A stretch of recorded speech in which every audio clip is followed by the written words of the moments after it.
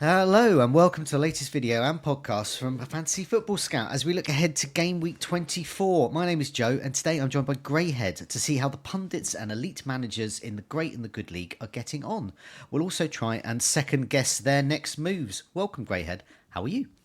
Very well indeed. Looking forward to all the blank and double planning. Yes, and I think the managers in this league will certainly be thinking about that with their next move. So I'll try and second guess them. Last week I tried to, well, we thought there might be some that would hold their transfers, and we also thought there'd be a lot of interest in Man City players. Yeah. We'll see how those guesses went. A bit of a spoiler. Went quite well those guesses there. Okay, so what we'll do is we'll have a look at the table, see how they're doing, see who did well, who didn't. Lots of green arrows. I'm amongst the red arrows, but pretty much with a theme of the show, almost a grey arrow, almost. So we've got those up on screen there. Yeah, loads and loads of grey arrows. Just one, two, three, four. Just four of us. So I'm in this league as well. Just four of us got red arrows. So it's the likes of, say, Tom Freeman I do the show with, Fabio Borges, who seems to inexplicably finish in the top 1,000 every season. Zofa, Mark Southerns, Az is there as well. Ali, who's FPL Guns, who won it last year. Lots and lots of managers, lots and lots of different types of management styles here. Yep. So what was the theme of this week then, really, for them? It's quite an exciting week. Lots of swings. I think we actually, to be fair to us, we predicted it that there was going to be some swings coming up. Yeah. And I think this was the week we saw it. So if you look at the table, I mean, the difference between the top and bottom score was 54 points. Yeah. So Az got over 100, which is great to see. Amazing, yeah. Fantastic performance, and Tom obviously didn't do quite so well. He only got I think 50, but it just shows, as we said, swings are coming. So get the captaincy right, which is what Az did. Yeah.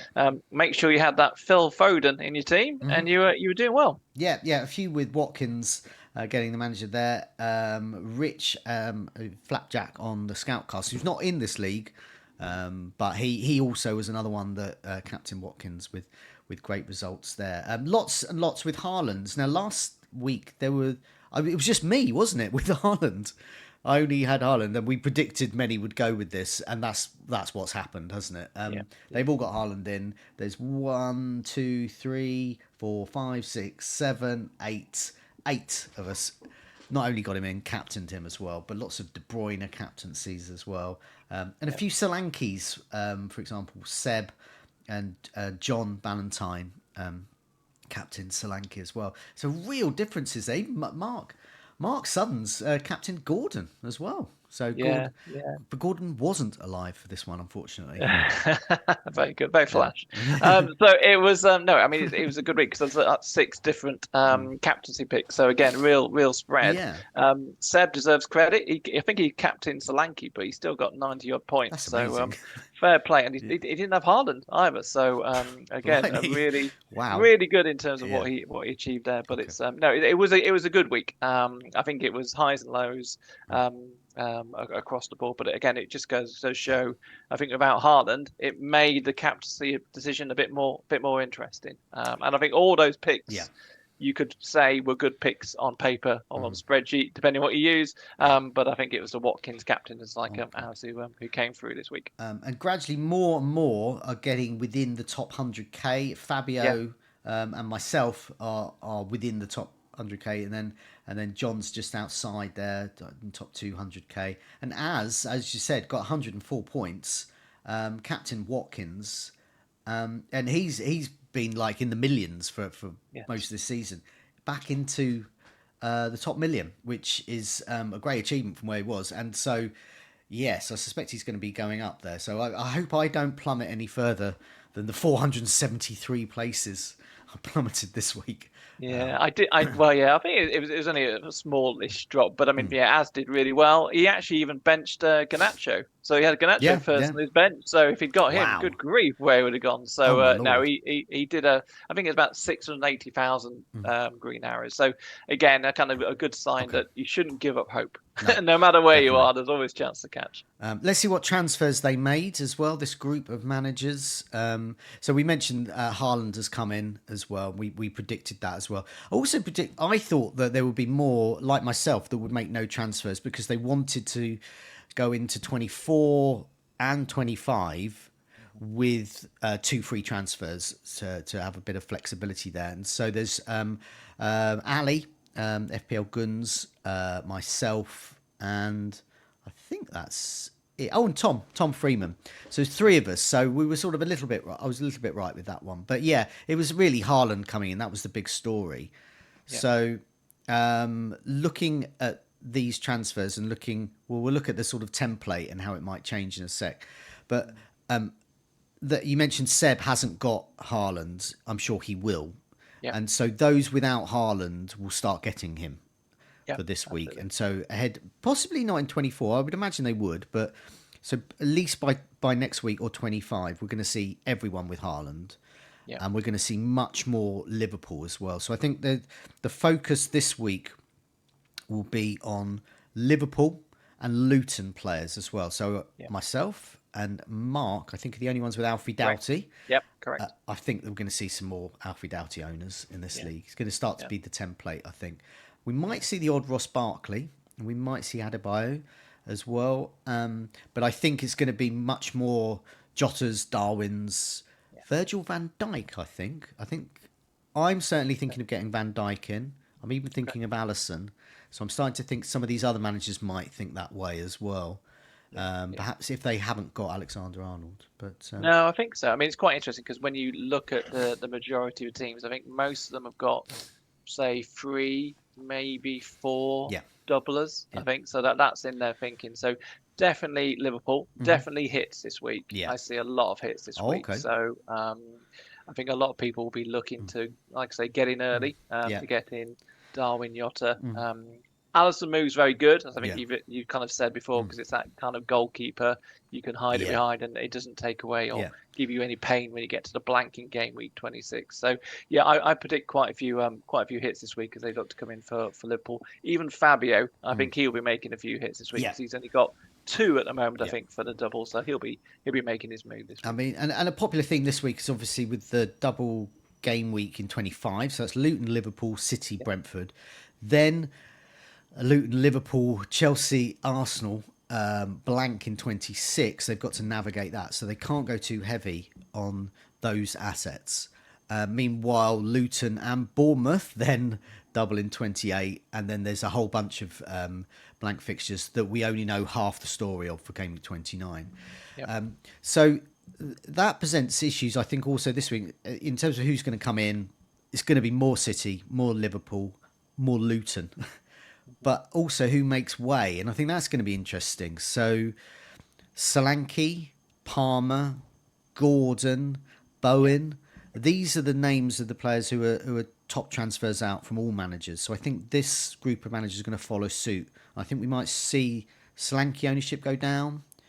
We might also see, the Gordon ownership go down. And some of those midfielders as well.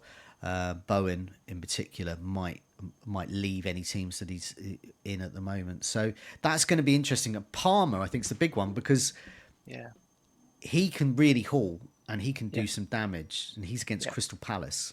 Exactly. He's got a really good fixture this week, but like you say, because of what's to come in terms of his fixtures, I think he's got City in between all that as well. I think he's the obvious one to try and move on. I mean, up front, Solanke, that's a really interesting one because obviously depends how far they're planning ahead because obviously Bournemouth have got that double in game week 28, but I think he's an easy one to do the hokey cokey with and kind of bring Darwin in. I think it's more difficult decision when it comes to Watkins.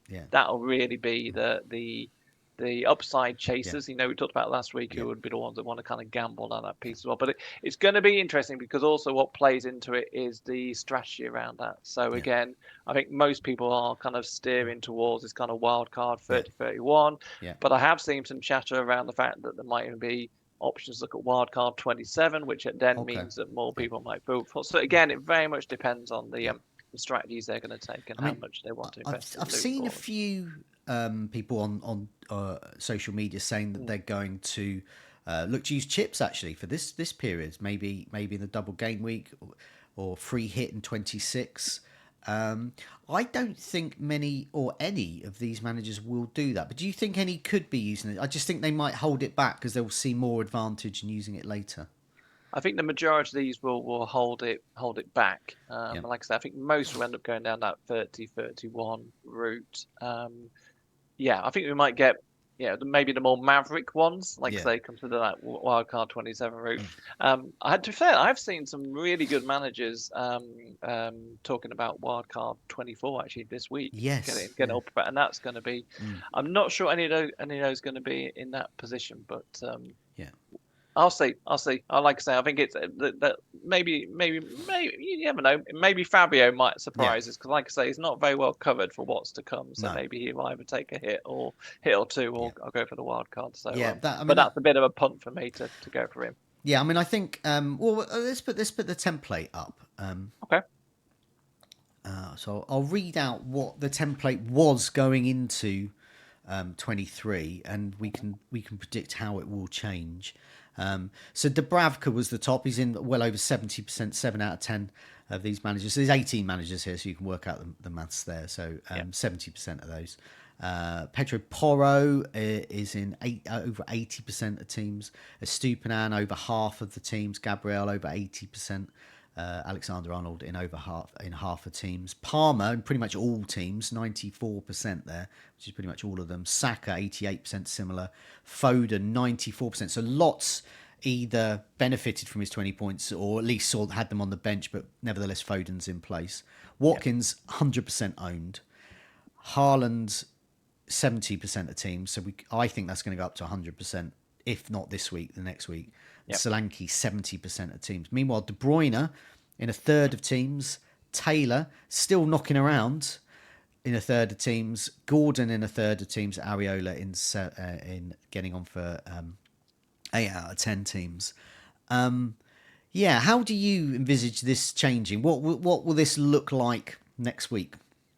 Well, I think definitely everyone's going to go for Haaland, all right, to get him in, all right. So he'll definitely go to 100%. I think the other then changes will be Darwin, definitely. Okay. He's only owned by 5 of them so far, so that will definitely go up. I suspect, like say, Solanke, maybe Watkins will kind of come down, or maybe move out in the case of Solanke.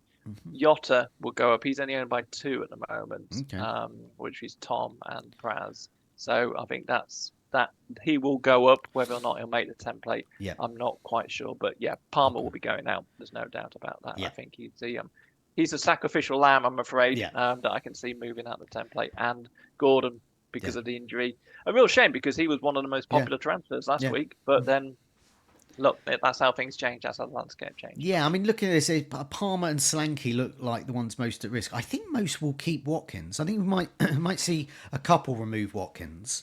But I think most will look at 26 and think, well, he could be a captain for 26. He's got a good fixture then. Obviously, Man City play as well in 26, but Watkins a good asset. Solanke and Palmer at risk. I mean, out of those two, I'm more inclined to get rid of Solanke because he has very poor. He's got Newcastle in 25 and then Man City in 26, and he's a sort of player that is actually much better against the weaker teams. He's not one of those surprise players, but Palmer, I wouldn't. I feel reluctance to get rid of him, but I don't. Yeah, you think more of this great in the good league will think Palmer's for the chop. Yeah, I think Palmer will kind of be eased out. Like I say, it's a gamble, but I think even if you look at some of the teams this week, I can see some of them even benching Palmer because everyone's got such strong squads at the moment. Do you know what I mean? I know. I mean, Prowse, I can see he's currently talking about benching Palmer. So again, it shows he's dispensable. And And I think if you plan it right, some people got money in the bank anyway. It allows you to move up to the likes of Jota quite easily. But I think it would be, like I say, the main one will be Solanke to Darwin, and I don't know. I think a few might go for Watkins out. Might be the hokey cokey. They're absolutely right in terms of game week 26. Brilliant captain option, but I think they'll plan to have the ability to bring him back in. But lots depend on how heavy they go in for the double in game week 25. Whether or not they're happy to stick with 5, which makes it easy-ish to go 26, or whether or not they go all in and get 6. The other one that might Kaminsky, you never know. Kaminsky might come into the equation from a goalkeeper point of view. So that's definitely we were looking ahead to the doubles. As well. I think. See, I mean, I'm looking at Taylor here, and Areola and Dubravka. I can see some Luton movement there. Taylor up to Doughty looks at, if they can do that move, maybe not this week, but 25. I think that's a key move this group of managers will do. But yeah, this Palmer Solanke thing, this is what I've been looking at myself. And I've actually been looking at, I mean, so bad. I've been looking at Fulham's defensive stats home. They're sort of mid-table, annoyingly. Solanke has scored in his last 3 games against Fulham. Yep. So I'm actually reluctant. I think I might go ultra safe and just do Dubravka to Alisson and then leave my 2 free transfers 25. Okay. But that's the sort of manager I am, and there's a few others like me in this list. But yeah, some others. A braver manager probably would remove Solanke for Darwin this week. But I can see. And like I say, I can see on the other end of the spectrum, FPL Guns Ali. You know, he'll be going all in on this piece as well. I think, but Alfie Doughty's a very good shout. I do think he's a very good call. I mean, even this week, bringing him in. I mean, he's got Sheffield United. That's on set pieces, as you know all this. He's on set pieces. I mean, that's gonna. I can see an assist to. I know defensively they're not obviously great, but I think he brings enough from a. He's like a budget Trent, isn't he? Really, that you can bring in. So not bad at 4 points. Bedfordshire Alexander Arnold, as they exactly. They say, they scream on the terraces. Well, they will do now anyway. Well, maybe. Let's have a look. So. You mentioned that Praz might be benching Palmer. So what I think this week is there's going to be some hauls, and there's going to be lots of hauls from players people get in, but people are also going to miss out on hauls of players they remove, and they're going to bench as well. And we've got some more stats that you've done in the Great Good of total bench points. You've got a sort of total bench points league, and how many auto subs came in. So how many times the subs were there. I'm quite low on the list of auto sub points mainly because my bench is usually a bench and it's usually a bit rubbish. This week it's gone, I got Garnacho 16 points on my bench. That was quite rare for me. I've usually got like 1 or 2 points there, so they very rarely come in, and if they do, I might get like 1 point from, I don't know, Crystal Palace's Anderson, for example. Sure. But nevertheless, total bench points. Yeah, who's the best and who's the worst? Well, it's almost like it's quite interesting to me, because I basically kind of look at it in terms of how strong to have that bench, and how much cover do they feel they need to have. I mean, they're slightly higher in terms of bench points this year because there's been more money around in the last few weeks. Therefore, you've had kind of the stronger benches, like say people bench Foden, for example, last week. So it's just interesting to see from that point. So it's slightly higher. I think when it comes to auto sub points, I think there's a bit more, that's almost like a luck factor, variance factor, call it what you will, that you just have to hit it at the right time. But again, I think Marco, actually, who was the person who won the feeder league last year, he's got 47, I think it is. Wow. So he's done well from that point of view. So he's struck gold a couple of times. So yeah, I think it's just that kind of balance. I mean, like I say, most people have kind of 1s and 2s, but I think this season it's just slightly higher. And I think interestingly, that will probably, when we get into the tail end of the season, the 30-34, with most people again looking to have, trying to make sure they're preparing for this bench boost in 37, that's when the bench points will go up again, I think. Yeah, I mean, at the moment, as we're all, I mean, all managers are trying to navigate this double and the blank. So our benches are getting stronger and stronger. So my first sub now is Garnacho, and if I'm going to bench him, every week, most weeks, then he's gonna score because that's why I've got him in. But I'll be playing him when I need to. And for others, the bench instances of Palmer and Foden, I try and avoid having those decisions, but it's unavoidable at the moment.